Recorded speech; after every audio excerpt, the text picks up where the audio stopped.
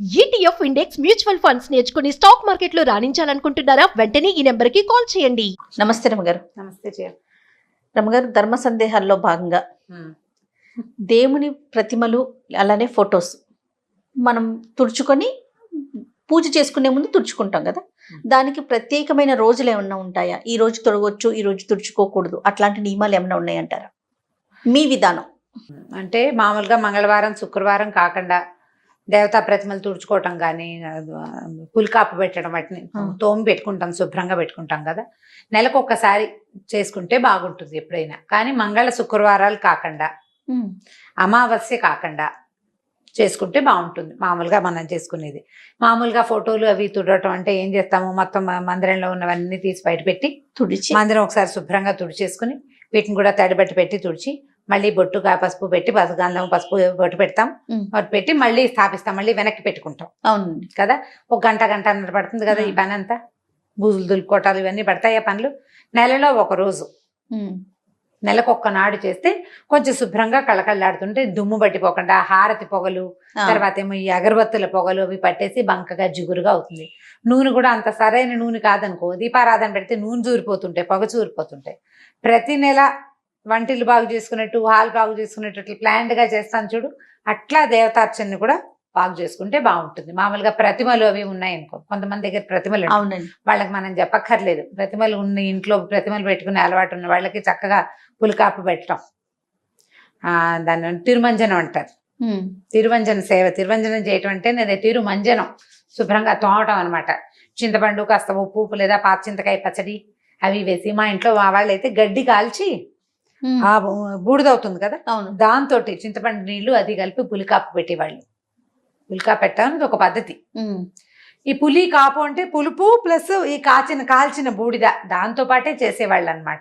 చేసి దేవతా ప్రతిమలు శుభ్రంగా తోమేసేసుకోవటం, చక్కగా మంచినీళ్ళతో తలతల్లాడిచ్చి పెట్టుకోవటం. ఎప్పుడైనా శుక్రవారం మంగళవారం పనికిరాదు, ఇది సాధారణ నియమం. అమావాస్య నాడు చెయ్యరు. మళ్ళీ ఏకాదశి ద్వాదశిలో అస్సలు చేయకూడదు. మంగళవారం శుక్రవారం కాలేదండి అంచేత ఏకాదశి అయినా చేయకూడదు. ఈ తిథి చూసి పెట్టుకోండి. ఈ పని చేయడానికి క్యాలెండర్ ఏకాదశి ద్వాదశి కాకూడదు, మంగళవారం శుక్రవారం అమావాస్య ఈ 5 కాకుండా, ఈ 5 అంటే మంగళవారం శుక్రవారాలు వారంలో నెలలో 4 సార్లు వస్తాయి కదా, 4 రోజులు 8 రోజులు అవి పోతాయి. 2 ఏకాదశులు 2 ద్వాదశులు 12 రోజులు పోతాయి. 13వది అమావాస్య. ఇవి కాకుండా, ఇదే కాకుండా మీ ఇంట్లో పెద్దవాళ్ళకి ఏదైనా ప్రత్యేకమైన పద్ధతి ఉంటే ఫలానా తిథిలో చేయాలన్న నియమం ఇంట్లో అమ్మమ్మలతో నాయనమ్మల దగ్గర ఉంటుంది, కనుక్కొని చేసుకోవచ్చు. ఓకే, అడిగి చేసుకోవటమే. అయితే ఈ పులికాపు పెట్టిన తర్వాత ఏం చేసుకుంటాం, మళ్ళీ అన్ని వెనక్కి పెట్టుకుంటాం కదా. ఈ పెట్టినప్పుడు ఏం చేస్తామంటే 2 విధానాలు చేస్తారు చేయ. మామూలుగా మేం చేసే విధానం ఏంటంటే గంధం కలుపుకుంటాం. గంధం అరగదీసి సాన మీద తీసి ఈ గంధం బొట్టు పెట్టి ప్రతిమకి, అప్పుడు దాని మీద కుంకుమ బొట్టు పెడతాం. నేను ఒకరి దగ్గర చూశాను, కుంకుమలో కొద్దిగా ఆవు నెయ్యి కానీ నువ్వుల నూనె చుక్క కానీ కలిపి రంగరిస్తారు, అది పెడతారు. కుంకుమ పెట్టాలంటే నూనె చుక్క వేయాలి అందులో, అప్పుడు కుంకుమ రాలిపోకుండా ఉంటుంది. ముదురు రంగులో అలా బొట్టు చక్కగా మెరమెరలాడుతూ కనిపిస్తుంది. నేను చూసాను. ఈ 2 పద్ధతులు చేస్తారు. గంధం పెట్టి బొట్టు పెట్టడం మామూలుగా మా ఇళ్లలో మేము చేసుకునే విధానం. పటాలైనా ప్రతిమలైనా కూడా గంధము పైన బొట్టు. ఈ గంధం సాంది లేవండి అంటే గంధాల డబ్బాలు కొనుక్కుంటాం కదా, అష్టగంధము అవి అంతే, కొద్దిగా కలపండి. గంధం కొంచెం కలిపి గంధపు చుక్క పెట్టడం, దాని మీద కుంకుమ అతితే చక్కగా కుంకుమ రాలిపోకుండా ఉంటుంది, చక్కగా చూడ్డానికి బాగా అతుక్కుంటుంది. గంధము కుంకుమ 2 అర్పించిన ఫలితం కూడా లభిస్తుంది. ఇవి 2 పెట్టుకోవటం, ఇట్లా చూడగానే ఒక తృప్తి కలుగుతుంది. అలా ఇప్పుడు మందిరం శుభ్రం చేసుకున్నాక పువ్వులు నిర్మాల్యాలు అవి రోజు పెట్టిన పూలు కొన్ని పటాలు వెనక్కి పడిపోయి వాటి వెనక్కి పడిపోయి అలా ఉంటాయి, వాటన్నిటిని క్లీన్ చేసేస్తూ ఉండండి. వాటిని ఎక్కడ పెట్టొచ్చు రమ్మగారు? పువ్వుల నిర్మాల్యాన్ని మామూలుగా మనకి పువ్వుల కుండీలు పువ్వుల చెట్లు ఉంటే వాటి మొదళ్లలో వేసేసుకోవచ్చు. ఇంకో పని చేయొచ్చు, ఇప్పుడు మన మొక్కల్లో ఎరువులకి అవే కదా, సేంద్రియ ఎరువులు అవే కదా వాడుకుంటున్నాము. రోజు ఒక కవర్లో వేయడం, బాగా 3-4 గుప్పెళ్ళు అయిపోయిన తర్వాత ఏదైనా పెద్ద కుండీలో అడుగును పడేసి పైన మట్టేసేసేయండి. మన ఇంట్లో వెనకాల పెరళ్లలో స్థలాలు ఉంటే కనుక మొక్కల్లో వేసేసేయచ్చు.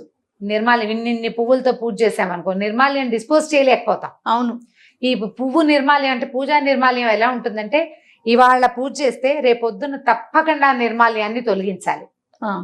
అలా ఉంచేయకూడదు. ఉంచకూడదు. నిన్నటి పువ్వులు ఇవాళ ఉంచకూడదు, అది నియమం. ఆ పువ్వు తీసేసి ఫ్రెష్ పువ్వులు పెట్టా. మన దగ్గర ఎక్కువ పూలు, రెండే పెట్టుకో. రోజువారీ నిండుగా పువ్వులతో పూజ చేస్తే చామంతులు అవి ఇంతంత ఉంటాయి చూడు, పెద్ద పెద్ద చామంతులు వచ్చినప్పుడు అవి కదలవు మెదలవు, వారమైనా అలాగే పచ్చగా మెరమరలాడుతూ ఉంటాయి. ఇప్పుడు మనం ఏం చేస్తాం, ఇవాళ పెట్టామా, ఇందాక నువ్వు అడిగిన డౌట్ చెప్తాను, పెట్టిన తర్వాత ఈ రెండో రోజు కూడా పువ్వు అలాగే ఉంటుంది, ప్లాస్టిక్ పువ్వులే, తీయబుద్ధి కాదు, బాగుంది కదా అనిపిస్తుంది. కానీ ఆ పద్ధతి చేయకూడదు, తీసివేయాలి. పువ్వు అందంగా ఉందా లేదా అని కాదు, నువ్వు పెట్టిన రోజు రాత్రి గడిచిందా లేదా అనేది నియమం. మీకు ఆ పువ్వులు పచ్చగా ఉన్నాయి, పారే బుద్ధి లేదు, అలా అయితే ఓ పని చేయండి, చక్కగా ఆ పువ్వులు నిర్మాల్యం తీసి ఓ చిన్న ప్లేట్లో కాసి నీళ్ళు పోసి ఆ నీళ్ళలో వేసి హాల్లో పెట్టుకోండి. 4 రోజులు పువ్వులు కళకళలాడుతూ ఉంటాయి, టేబుల్ మీద బాగానే ఉంటుంది, అవేం పాడవ్వవు కదా, ఎక్కువ రోజులు ఉంటాయి. టేబుల్ మీద పెట్టుకోవచ్చు, కింద పెడితే తొక్కుతాం, టేబుల్ మీద పెట్టుకోవడానికి దేవుడి నిర్మాల్యాన్ని అలా పెట్టచ్చు, ఏం తప్పలేదు, ఏమీ తప్పలేదు. కానీ పువ్వు బాగుందని ఉంచకూడదు. మందారాలు, గులాబీలు, చామంతులు ఇప్పుడు వచ్చేవన్నీ కూడా ప్లాస్టిక్ లాగానే ఉంటుంది, చక్కగా అలా ఉండిపోతుంది. వారం రోజులైనా ఆ పువ్వు అలాగే ఉంటుంది, చెక్కు. నేనైతే అవి ఎక్కువ కొన్న చేయ, ఆ పువ్వులే ఎక్కువ ఉన్నాయనుకో, అవి 2 పూలే పెడతాను. ఏవో చిన్న శంఖ పూలు, మందారాలు వాటితో పూజ చేసుకుంటే సరిపోతుంది. రోజువారీ పూజ ఇన్ని పువ్వులతో చేస్తే అదంతా నిర్మాల్యాన్ని చెల్లించలేక దుంప దిగిపోతుంది. పూజ చేసిన ఫలితం అంతా ఈ నిర్మాల్యాన్ని అలక్ష్యంగా పడేస్తే ఎక్కువ పాపం వస్తుంది. అలక్ష్యం చేయకూడదు, దాన్ని జాగ్రత్త చేయాలి. తొక్కే చోట వేయకూడదు, తొక్కకుండా ఉండే చోట పెట్టుకోవాలి. కుండీలు ఈజీ, మనకి ప్రతి కుండీలో ఎంతో కొంత ఖాళీ ఉంటుంది, కొద్దిగా మట్టి తొలగ తీసి పువ్వులు వేసేసి పైన మట్టి లాగేసినా కూడా 4 రోజుల్లో కూలిపోతుంది, మన మొక్కలకి సత్తువ అవుతుంది. తొక్కక్కర్లేకుండా సరిపోతుంది. పెద్ద మొక్కలు ఉంటే మరీ మంచిది, అందులో వేసేసేయటం అడుగున, లేదా మనకి పెరల్లో కాస్త ఖాళీ స్థలం ఉంటే ఒక చోట కాస్త గొయ్యిదే పెట్టుకొని రోజు పువ్వులు అందులో వేసేసి ఎప్పుడో ఒక రోజు అది మూసేస్తే ఒక 2-3 నెలల తర్వాత అది ఎరువైపోతుంది ఆ ప్రాంతం. అది తవ్వి ఇంకో చోట పెట్టుకోవచ్చు, లేదా ఆ ప్రాంతంలోనే కొత్త మొక్క పెడితే కింద ఉన్న సత్తువుతోటి బ్రహ్మాండంగా వచ్చేస్తుంది, మొక్కలు బాగా వస్తాయి. ఇలా ప్లాన్ చేసుకోండి. నిర్మాల్యాన్ని మాత్రం ఉంచకూడదు. దేవతా ప్రతిమలు క్లీన్ చేసుకునే విధానం కూడా ఇదే పంధ. దాంట్లో ఇంకా వేరే అమెండ్మెంట్ సాధారణంగా అయితే ఏమీ ఉండవు. మనం జాగ్రత్త వహించవలసిన 2 ముఖ్యమైన విషయాలు ఏంటంటే, పండక్కి మామిడాకులు, పువ్వులు, తోరణాలు కడతామా, కట్టి 4 రోజులు ఎండిపోయేవి అక్కడే ఉండేలాగా చేయబోకండి. 2వ రోజు తీసేసేయండి, లేదా 3 రోజులు ఉంచాలనుకుంటే 3 అయ్యాక 4వ రోజు తీసేయండి. శుక్రవారం, మంగళవారం తీయకూడదు, మనకు సాధారణ నియమాలు ఉంటాయి, అందరి ఇళ్లలోనూ ఉంటుంది. శనివారం నాడు తీసేయండి, శనివారం తీసేస్తే సరిపోతుంది కదా జ్ఞాపకంగా. ఇప్పుడు వాకిలి గుమ్మాన్ని కట్టింది కూడా నిర్మాల్యమేనా అనేది ఒక ప్రశ్న. గుమ్మాన్ని కట్టింది నిర్మాల్యమని భావించవలసిన అవసరం లేదు. కానీ ఈ రోజుల్లో వాటిని కూడా పారేయక్కర్లా. మన మామిడి మండలు అవి ఉంచుకుంటే ఈ పువ్వులు ఎక్కడైతే పడేసుకుంటాం, కుండీలో వేసుకుంటాం, మామిడిగా ఆకులను కూడా నలిపేసి అందులో పడేసేయండి. కిందది తొందరగా ఎరువు అవ్వడానికి పైన ఎండుటాకులు యూజ్ అవుతాయి. బంతి పూలు అవి పడేస్తే లాస్ట్ ఇయర్ మాకు 3 బంతి మొక్కలు వచ్చినాయి.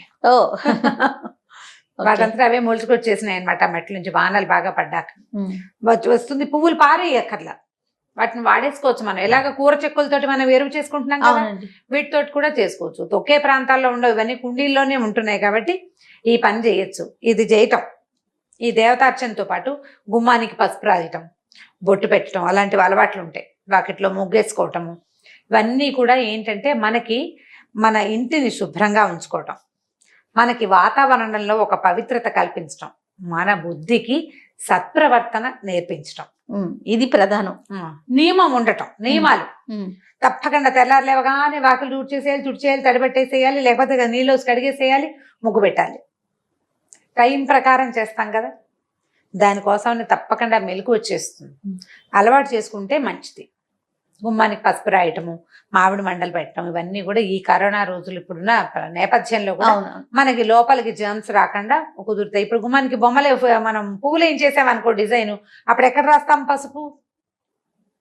అప్పుడు పసుపు రాయలేకపోతాం. అవకాశం ఉన్న వాళ్ళు రాసుకోండి, కాస్త పసుపు రాయటము అలా చేయొచ్చు. మాకు కొంతమంది ఇదివరకు, ఇప్పుడు మా ఇంటి ఎదురుకుండా ఒక రాజస్థాన్ గాదని ఉంటారు, అనంతపురం వాళ్ళు ఉండేవాళ్ళు. ఆవిడ ప్రతిరోజు గుమ్మానికి పసుపు రాసి పెట్టి గుమ్మం వాకిట్లో వాళ్ళు పెద్ద ముగ్గేసి, ఇంత ముగ్గు చిన్నది, పసుపు కుంకాలతో వేసి గుమ్మానికే పూజ చేసుకునేది ఆవిడ. గడప గౌరి రోజు పూజ చేసేది ఆవిడ గుమ్మానికి, వాకిలి గుమ్మానికి. ఎంత శ్రద్ధగా వేసేవారు, గడప మీద కాలేయకుండా పసుపు కుంకుమ వేసి. మనం ఊళ్ళల్లో అలవాట్లు, మనకు అలవాటు ఉంటే చేసుకోవడం, ఎలాంటి అలవాటు ఉంటే అట్లా. ప్రధానంగా దీనికి ఏం చేయాలి మనం పెద్దవాళ్ళని అడగాలి. ఫాలో అవ్వాలి. వాళ్ళని ఖచ్చితంగా. ఫాలో అయ్యి ఇవన్నీ కూడా మనకి ఆరోగ్యానికి, మన అలవాట్లకి, మన పద్ధతులకి కొంత మంచిని చేకూర్చేవి. అయితే వీళ్ళని చూసి వాళ్ళని చూసి కాకుండా మనం కంటిన్యూ చేయగలుగుతాము. మీరు అన్నట్లుగా భక్తి, శ్రద్ధ, ప్రధానంగా శ్రద్ధ మనం చేయగలుగుతాము అనుకున్నప్పుడు చేసేయండి. చేసేయడం మంచిది. వాళ్ళు ఎవరో చేశారని చేసుకోవద్దు. మన ఇంట్లో ఏముందో అది చేయండి. పోనీ వాళ్ళు చేశారని మీకు నచ్చింది అనుకోండి, రోజు చేసేందుకు నేర్చుకోండి. అది చేయొచ్చు. అంతే, అలవాటు అంతే. చేసేసుకుంటే బాగుంటుంది. కంటిన్యూ చేయగలిగాం. కంటిన్యూ చేయాలి. రైట్ రామగారు, థ్యాంక్ యూ అండి. నమస్తే. నమస్తే జయ.